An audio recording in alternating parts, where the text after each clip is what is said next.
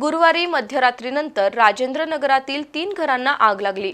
सामाजिक कार्यकर्ते आणि स्थानिक नागरिकांनी तात्काळ मदतकार्य राबवलं, पण आगीनं रौद्ररूप धारण केल्यानं विष्णू बल्लाळ, पांडू चौगुले आणि विठ्ठल चौगुले यांची घरं आणि प्रापंचिक साहित्य जळून सुमारे 4 ते 5 लाखांचं नुकसान झालंय। दरम्यान पेट्रोल टाकून या घरांना आग लावल्याचा संशय स्थानिक नागरिकांनी व्यक्त केला। त्यानंतर राजारामपुरी पोलिसांनी चंदर लोंढे या संशयिताला अटक केली आहे।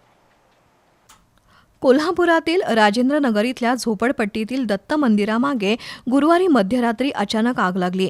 त्यामध्ये 3 घर आणि प्रापंचिक साहित्य जळून खाक झालं आणि 4 ते 5 लाखांचं नुकसान झालंय। स्थानिक नागरिकांच्या म्हणण्यानुसार पिंटू उर्फ चंदर लोंढे हा गुरुवारी रात्री 12:30 वाजण्याच्या सुमारास मद्यप्राशन करून आला। त्यानं पेट्रोल ओतून आग लावली। त्यामुळे विष्णू बल्लाळ यांच्या घरातील भिशीची 26,000ची रक्कम तसंच खर्चासाठी ठेवलेले 4,000 रुपये अशी 30,000 रुपयांची रोकड आणि प्रापंचिक साहित्य जळालं। तर पांडू चौगुले आणि विठ्ठल चौगुले यांच्या घरांनाही आगीनं कवेत घेतलं।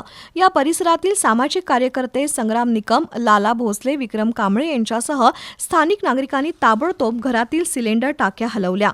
तसंच लहान मुलांसह नागरिकांना सुरक्षित स्थळी नेलं। त्यामुळे दुर्घटना टळली। अग्निशमन दलाच्या 5 बंबांनी आग विझवली। दरम्यान विष्णू बल्लाळ, पांडू चौगुले, विठ्ठल चौगुले यांच्या तक्रारीनुसार राजारामपुरी पोलिसांनी संशयित पिंटू उर्फ चंदर लोंढेला अटक केली आहे।